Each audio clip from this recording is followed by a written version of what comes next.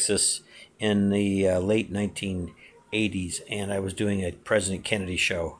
It was a Texas rodeo. What I was doing there, I don't know, at a Texas rodeo for Kennedy. But anyway, what happened was the exhibit was going on, and I had two people helping me out. One was my son. So this old guy was walking around with white hair, was kind of long, and he was kind of staring at the car and looking at everything.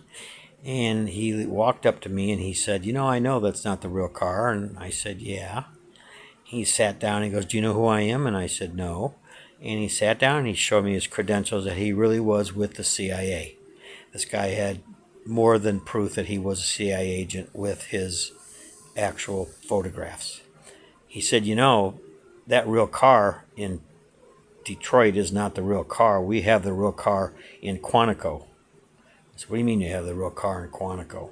He says, "Yep, it's in a room, locked up in a room. I've been in that room. I've seen it." And I said, "There's no way you have that car." He goes, "Well, I'm just telling you. They made another car, and they painted another car. But we have the car in Quantico." So I looked over to my son, and I said, "Oh, boy."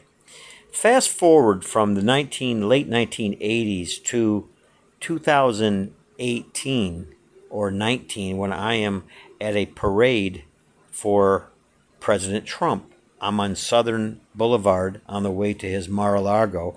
He's coming in his motorcade. My limo is parked there along the road. It has to be parked backwards, otherwise they think that you can ram the car, so I had to park it backwards. Anyway, I'm sitting on my limo on the back of the car, and the Secret Service guy stops before Trump comes. Trump's quite a ways back. He points his finger at me and says, "Come here." I said, "Okay." I says, "How you doing?" He goes, "Great car." He says, "We've all admired your car at all these gatherings that you had this."